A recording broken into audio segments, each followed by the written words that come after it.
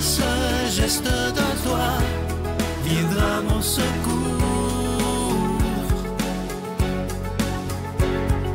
Viens semer dans mon âme le grain de l'amour.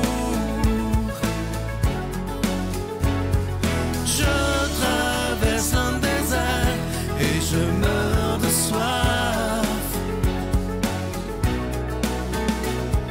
Montre-moi le mystère qui garde la foi.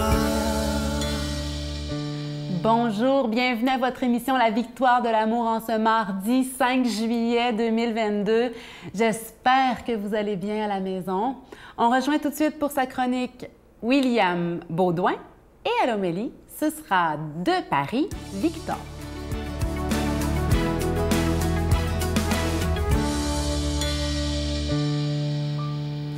Bonjour à vous tous, chers amis. J'espère que vous allez bien en cette magnifique journée. Moi, je vais très, très bien. Alors aujourd'hui, la beauté du jour est une gracieuseté d'une légende amérindienne. Peut-être que vous l'avez déjà entendue. Si c'est le cas, ben, j'espère que je pourrai apporter quelque chose de nouveau à cette légende. Sinon, ben, je vous la lis et on la découvre ensemble. Le sujet, ça s'appelle aujourd'hui « Faire sa part ». Donc, la légende se nomme la légende du colibri. Un jour, dit la légende, il y eut un immense incendie de forêt. Tous les animaux, terrifiés, atterrés, observaient impuissants le désastre. Seul le petit colibri s'activait, allant chercher quelques gouttes avec son bec pour les jeter sur l'immense feu. Après un moment, l'ours, agacé par cette agitation dérisoire, lui dit « Colibri, es-tu fou? Ce n'est pas avec ces petites gouttes d'eau que tu vas éteindre le feu. » Et le colibri lui répondit tout simplement « Je le sais, mais je fais ma part. » Je ne sais pas si vous trouvez cette légende intéressante, belle. Moi, je la trouvais très, très belle. J'avais hâte de vous la partager. En fait, ça fait longtemps que je la connais. Puis quand je construisais cette chronique pour vous aujourd'hui, bien, il y a une dame qui m'est apparue en tête, que j'ai accompagnée dans le passé, qui me disait, à un moment donné, toute contente, un matin, est arrivée où je travaille en me disant « Cette année, j'ai calculé ça, puis j'ai réussi à ramasser 2000 $ pour la recherche pour le cancer. » Vous savez, je travaille dans le milieu de l'oncologie, soins palliatifs. Puis elle était toute heureuse de me dire ça. J'ai ramassé 2000 $ pour la recherche parce que je veux contribuer à la recherche. Puis là, elle me le disait du même coup, un peu comme le colibri et les autres animaux de la forêt. Je suis consciente que mon 2000 $ ne va pas faire en sorte que tout le monde va guérir du cancer. Et je suis consciente aussi, probablement, que je ne pourrai pas, moi, personnellement, bénéficier de l'avancement des recherches. Cela dit, ce qu'elle me disait, c'est que ce qui faisait du sens pour elle, c'est le fait de contribuer à quelque chose qui est plus grand qu'elle, qui sort de son expérience personnelle. Parce que si on se concentrait uniquement sur notre petite personne, bien, les grandes choses, peut-être, n'arriveraient jamais. Donc, cette dame, appelons-la Marie, m'avait beaucoup aidé, puis m'a beaucoup aidé pour construire la chronique d'aujourd'hui. Fait que j'ai envie de vous poser la question, vous, est-ce qu'il y a un domaine dans lequel vous pourriez faire votre part ou en faire un peu plus? La réponse est souvent oui, devant la guerre, les changements climatiques, la pauvreté, la famine. Il y a plein de beaux et gros sujets à accompagner, à adresser. Mais souvent, ce qui nous fige, c'est justement l'immensité de ces défis-là. C'est tellement gros, comme le feu de forêt dans l'histoire du colibri, c'est tellement gros qu'on ne sait pas par où commencer. Bon. Nous avons souvent l'impression que nos actions vont servir à rien parce que, comme je le disais, c'est tellement gros, on est tellement petit par rapport à ces gros enjeux-là qu'on ne sait pas quoi faire.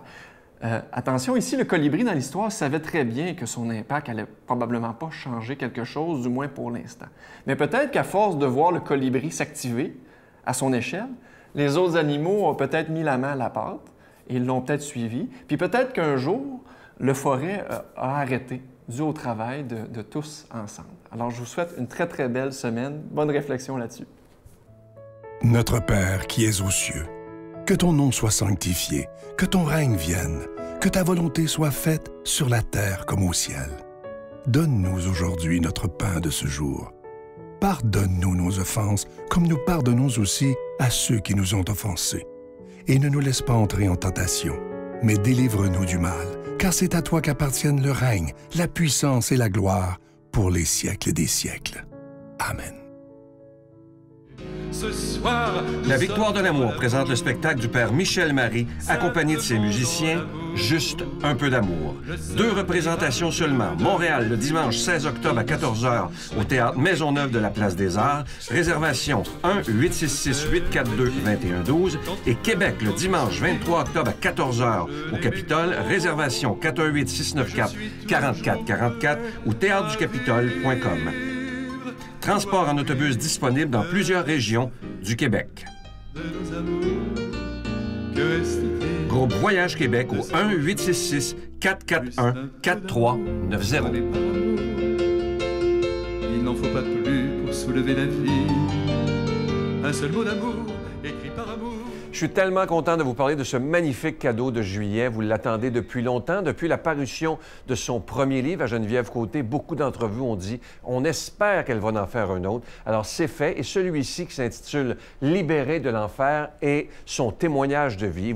Ce qui est remarquable avec Geneviève, c'est lorsqu'on voit son beau sourire à la télé ou sur son livre, on a l'impression que sa vie a été très facile, mais c'est tout le contraire. Elle a eu une enfance, pas une enfance, mais une adolescence très, très difficile, la vie de nuit, tout ce que vous pouvez vous imaginer. Mais grâce à Dieu, elle s'en est sortie et maintenant, elle peut l'annoncer avec beaucoup de joie. Alors, je vous rappelle que vous recevrez ce livre qui est facile à lire, écrit en gros caractères avec un don de 25 $, et si vous en voulez 2, avec un don de 40 $ parce que ça se donne bien en cadeau. La Victoire de l'amour, case postale 120, succursale Boucherville à Boucherville, le J4B 5E6, je vous la redonne. La Victoire de l'amour, case postale 120, succursale Boucherville à Boucherville, le J4B 5E6, également par téléphone, par carte de crédit, du lundi au jeudi, de 8h à 17h, c'est pour la période estivale, dans le 514-523-4433, 523-4433, ou sans frais, le 1-888-811-9291. 1-888-811-9291 et aussi sur notre site Internet, qui est une façon très sécuritaire, rapide et efficace de faire votre don, le www.lavictoiredelamour.org. Alors, je vous rappelle ce magnifique livre qui est écrit en gros caractères, facile à lire, de Geneviève Côté, Libéré de l'enfer. Je vous le dis, faites-vous ce cadeau-là et donnez-le en cadeau à quelqu'un parce que, je vous le dis, ça peut même sauver des vies.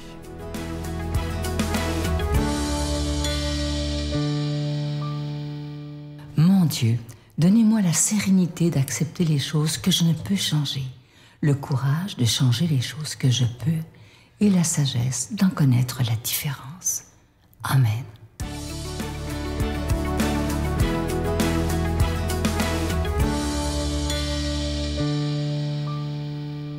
Aujourd'hui, l'Église nous propose de méditer un passage de l'Évangile selon saint Matthieu. En ce temps-là, voici qu'on présenta à Jésus un possédé qui était sourd-muet. Lorsque le démon eut été expulsé, le sourd-muet se mit à parler. Les foules furent dans l'admiration et elles disaient « Jamais rien de pareil ne s'est vu en Israël ». Mais les pharisiens disaient « C'est par le chef des démons qu'il expulse le démon ». Jésus parcourait toutes les villes et tous les villages, enseignant dans leurs synagogues, proclamant l'évangile du royaume et guérissant toute maladie et toute infirmité. Voyant les foules, Jésus fut saisi de compassion envers elles, parce qu'elles étaient désemparées et abattues comme des brebis sans berger. Il dit alors à ses disciples, « La moisson est abondante, mais les ouvriers sont peu nombreux. Priez donc le maître de la moisson d'envoyer des ouvriers pour sa moisson. » Il y a tellement de gens qui cherchent, qui hésitent et qui sont curieux et qui ne cherchent en fait qu'à avoir des réponses sur Dieu, sur la foi. Mais malheureusement, trop peu de gens se rendent disponibles pour y répondre.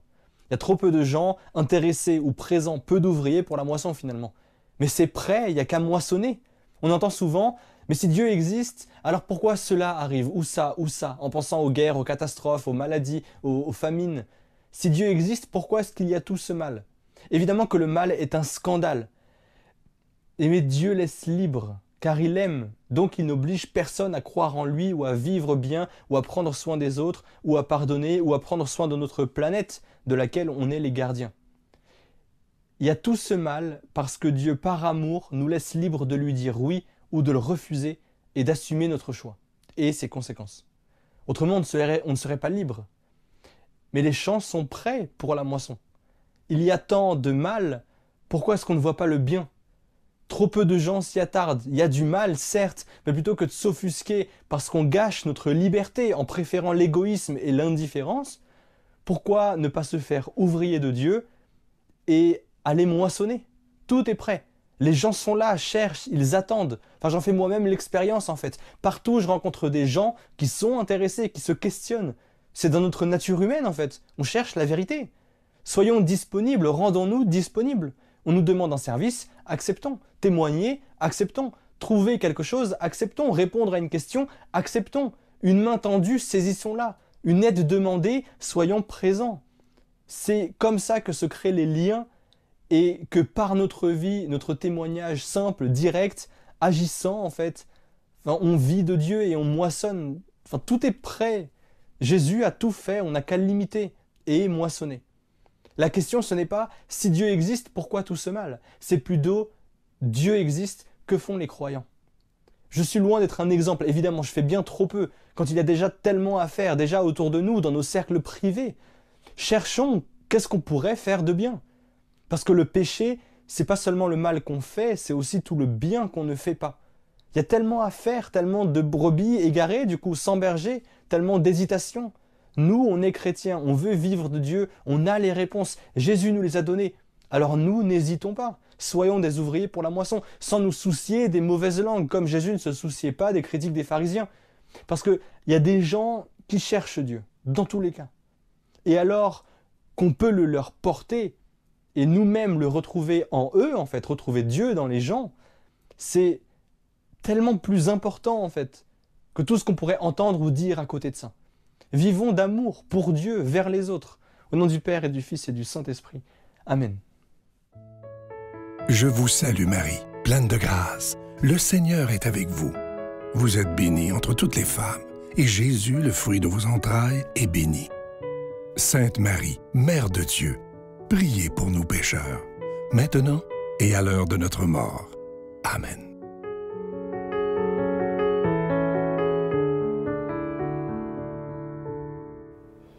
En ce mois de juillet, le cadeau du mois qui vous est offert en échange d'un don de 25 $, c'est le livre qui raconte un peu mon témoignage de vie, mon expérience dans mon enfance, mon adolescence houleuse et ma conversion, ce qui s'est passé après un petit peu.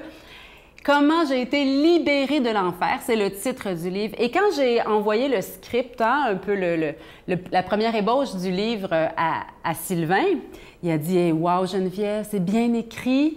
J'ai pas pu m'arrêter de lire, c'est enlevant. » Il a dit « C'est enlevant. » Ça m'a vraiment fait plaisir. Il dit « Tu écris bien, Geneviève. » Merci. Mais vous savez, ce livre-là, il a été écrit pour vous. Et je pensais à chacun de vous qui allait lire ce livre pendant que je l'écrivais. Et ça a été vraiment une expérience très riche d'écrire ce livre. Je vous encourage à faire un don de 25 $ pour obtenir ce livre qui est écrit en gros caractères, comme Sylvain vous le dit aussi. Ça se lit tout seul, à ce qui paraît. Et c'est une histoire qui... C'est pas de ma faute, hein? C'est l'histoire de mon expérience de ma jeune vie qui se lit, je pense, un peu comme on va regarder une télésérie à la télé. Il y a des rebondissements. L'action ne manque pas dans ma vie. Et merci Seigneur d'avoir fait de ma vie un témoignage pour que d'autres aient la vie. Parce que, vous savez, j'ai rencontré des très, très grandes désespérances à l'adolescence. Hein? J'ai été à un cheveu de m'enlever la vie. Et aujourd'hui, j'aurais raté tout ça, cette si belle expérience de vie qui est en train de m'arriver, mon histoire. Quand on dit souvent, on entend « le meilleur est à venir », je le constate tellement et c'est pareil pour chacun de vous. Je vous souhaite à chacune une excellente journée. La santé te fait flotter au-dessus de la réalité. C'est donc vrai. Quand tu as la santé, là, tes priorités, tu as l'impression que tout est une priorité dans la vie. À partir du moment où tu la perds, et mon Dieu que ça vient de les réaligner, tu sais. Toi seul est ma